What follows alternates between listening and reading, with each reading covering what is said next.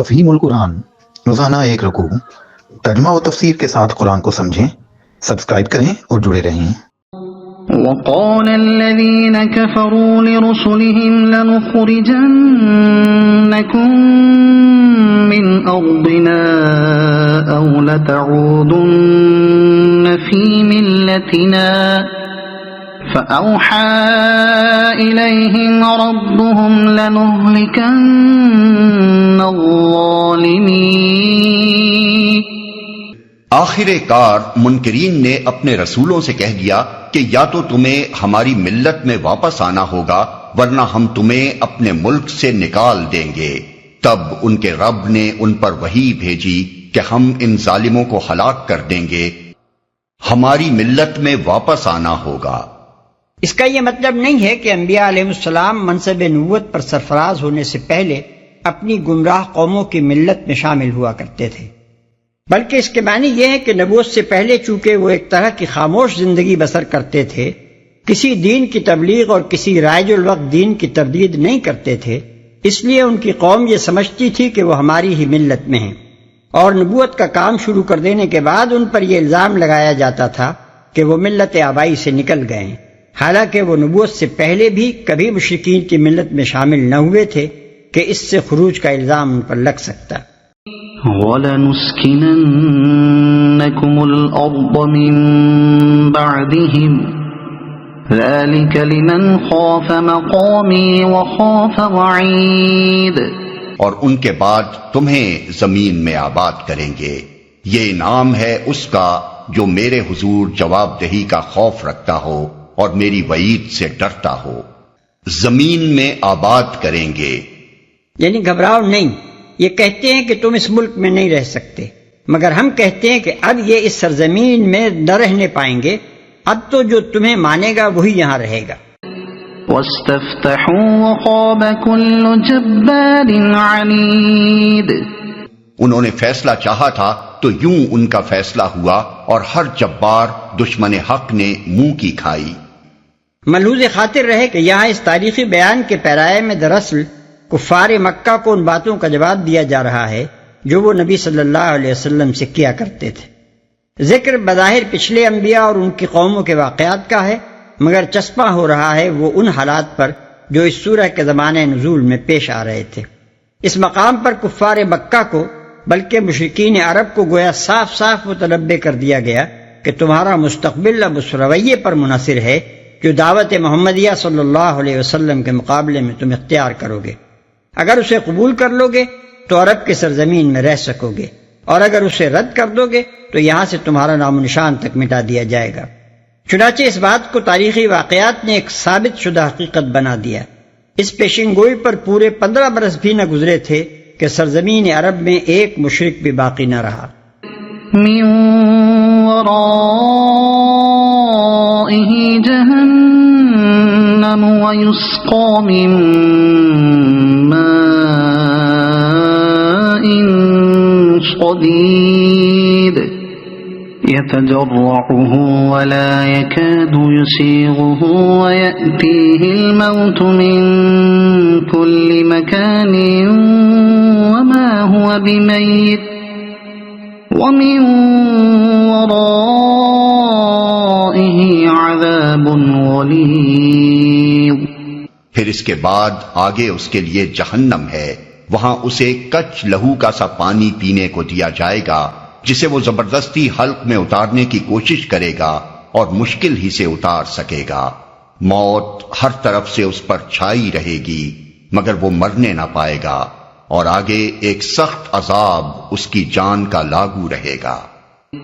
مثل الذين كفروا بربهم أعمالهم كرماد اشتدت به الريح في يوم عاصف لا يقدرون مما كسبوا على شيء ذلك هو الضلال البعيد۔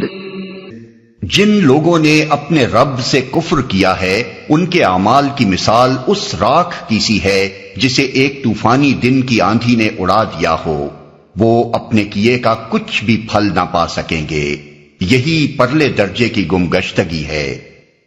کچھ بھی پھل نہ پا سکیں گے۔ یعنی جن لوگوں نے اپنے رب کے ساتھ نمک حرامی، بے وفائی، خود مختاری اور نافرمانی و سرکشی کی روش اختیار کی اور اطاعت و بندگی کا وہ طریقہ اختیار کرنے سے انکار کر دیا جس کی دعوت انبیاء علیہم السلام لے کر آئے ہیں، ان کا پورا کارنامہ حیات اور زندگی بھر کا سارا سرمایہ عمل آخر کار ایسا لا حاصل و بے معنی ثابت ہوگا جیسے ایک راکھ کا ڈھیر تھا جو اکٹھا ہو کر مدت دراز میں بڑا بھاری ٹیلا سا بن گیا تھا، مگر صرف ایک ہی دن کی آندھی نے اس کو ایسا اڑایا کہ اس کا ایک ایک ذرہ منتشر ہو کر رہ گیا۔ ان کی نظر فریب تہذیب، ان کا شاندار تمدن، ان کی حیرت انگیز صنعتیں، ان کی زبردست سلطنتیں، ان کی عالیشان یونیورسٹیاں، ان کے علوم و فنون اور ادب لطیف و کثیف کے اتھاہ ذخیرے، حتیٰ کہ ان کی عبادتیں اور ان کی ظاہری نیکیاں اور ان کے بڑے بڑے خیراتی اور رفاہی کارنامے بھی جن پر وہ دنیا میں فخر کرتے ہیں، سب کے سب آخر کار راکھ کا ایک ڈھیر ہی ثابت ہوں گے جسے یوم قیامت کی آندھی بالکل صاف کر دے گی، اور عالم آخرت میں اس کا ایک ذرہ بھی ان کے پاس اس لائق نہ رہے گا کہ اسے خدا کی میزان میں رکھ کر کچھ بھی وزن پا سکیں۔ أَلَمْ تَرَ أَنَّ اللَّهَ خَلَقَ السَّمَاوَاتِ وَالْأَرْضَ بِالْحَقِّ إِن يَشَأْ يُذْهِبْكُمْ وَيَأْتِ بِخَلْقٍ جَدِيدٍ۔ کیا تم دیکھتے نہیں ہو کہ اللہ نے آسمان و زمین کی تخلیق کو حق پر قائم کیا ہے؟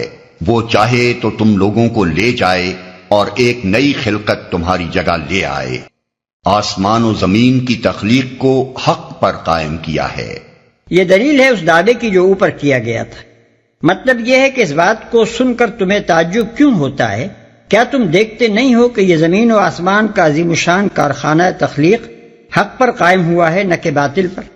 یہاں جو چیز حقیقت اور واقعیت پر مبنی نہ ہو بلکہ محض ایک بے اصل قیاس و گمان پر جس کی بنا رکھ دی گئی ہو، اسے کوئی پائیداری نصیب نہیں ہو سکتی، اس کے لیے قرار و ثبات کا کوئی امکان نہیں ہے۔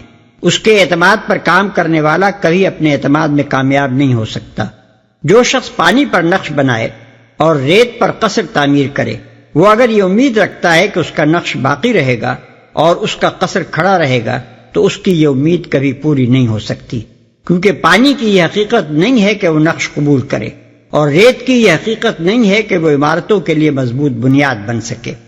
لہذا سچائی اور حقیقت کو نظر انداز کر کے جو شخص باطل امیدوں پر اپنے عمل کی بنیاد رکھے اسے ناکام ہونا ہی چاہیے۔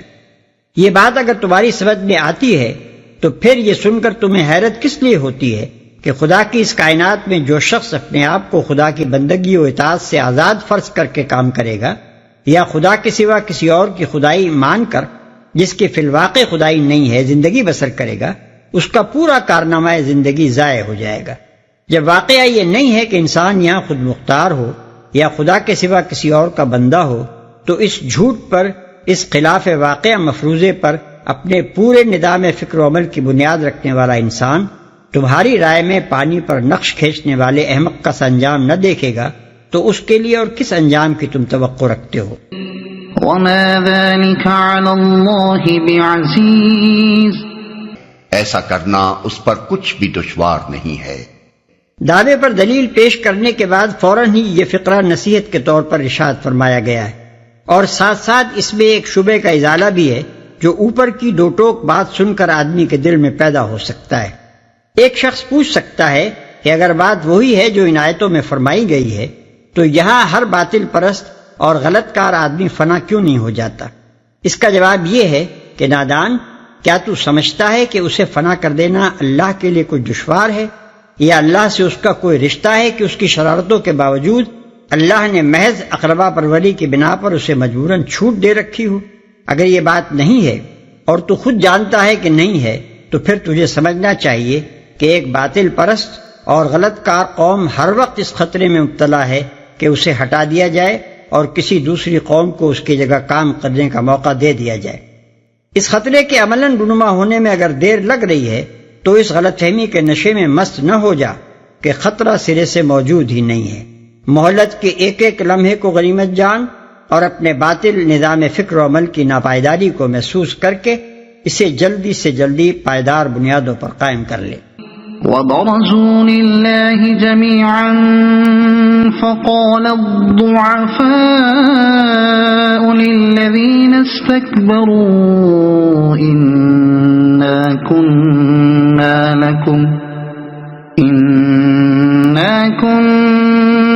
لكم تبعا فهل أنتم مغنون عنا من عذاب الله من شيء قالوا لو هدانا الله لهديناكم سواء علينا أجزعنا أم صبرنا ما لنا من محيص۔ اور یہ لوگ جب اکٹھے اللہ کے سامنے بے نقاب ہوں گے تو اس وقت ان میں سے جو دنیا میں کمزور تھے وہ ان لوگوں سے جو بڑے بنے ہوئے تھے کہیں گے دنیا میں ہم تمہارے تابع تھے، اب کیا تم اللہ کے عذاب سے ہم کو بچانے کے لیے بھی کچھ کر سکتے ہو؟ وہ جواب دیں گے اگر اللہ نے ہمیں نجات کی کوئی راہ دکھائی ہوتی تو ہم ضرور تمہیں بھی دکھا دیتے، اب تو یکساں ہیں خواہ ہم جزا فضا کریں یا صبر، بہرحال ہمارے بچنے کی کوئی صورت نہیں۔ اللہ کے سامنے بے نقاب ہوں گے۔ برزو کے معنی محض نکل کر سامنے آنے اور پیش ہونے ہی کے نہیں ہیں، بلکہ اس میں ظاہر ہونے اور کھل جانے کا مفہوم بھی شامل ہے، اسی لیے ہم نے اس کا ترجمہ بے نقاب ہو کر سامنے آ جانا کیا ہے۔ حقیقت کے اعتبار سے تو بندے ہر وقت اپنے رب کے سامنے بے نقاب ہیں، مگر آخرت کی پیشی کے دن جب وہ سب کے سب اللہ کی عدالت میں حاضر ہوں گے تو انہیں خود بھی معلوم ہوگا کہ ہم اس احکم الحاکمین اور مالک یوم الدین کے سامنے بالکل بے نقاب ہیں۔ ہمارا کوئی کام بلکہ کوئی خیال اور دل کے گوشوں میں چھپا ہوا کوئی ارادہ تک اس سے مخفی نہیں ہے۔ ہمارے بچنے کی کوئی صورت نہیں۔ یہ تنبیہ ہے ان سب لوگوں کے لیے جو دنیا میں آنکھیں بند کر کے دوسروں کے پیچھے چلتے ہیں یا اپنی کمزوری کو حجت بنا کر طاقتور ظالموں کی اطاعت کرتے ہیں۔ ان کو بتایا جا رہا ہے کہ آج جو تمہارے لیڈر اور پیشوا اور افسر اور حاکم بنے ہوئے ہیں، کل ان میں سے کوئی بھی تمہیں خدا کے عذاب سے ذرہ برابر بھی نہ بچا سکے گا، لہذا آج ہی سوچ لو کہ تم جس کے پیچھے چل رہے ہو یا جس کا حکم مان رہے ہو وہ خود کہاں جا رہا ہے اور تمہیں کہاں پہنچا کر چھوڑے گا۔ اگر آپ کو یہ ویڈیو پسند آئی ہو تو اسے لائک کریں، دوسروں تک پہنچانے کے لیے شیئر کریں، اور مزید ایسی ہی معلوماتی ویڈیوز کے لیے ہمارے چینل عبد المالک ہاشمی کو سبسکرائب ضرور کریں۔ نئی اپڈیٹس کے لیے بیل آئیکن دبائیں تاکہ آپ کو ہماری ہر نئی ویڈیو بر وقت مل سکے۔ آپ کی حوصلہ افزائی ہمیں مزید بہترین مواد بنانے میں مدد دے گی۔ شکریہ۔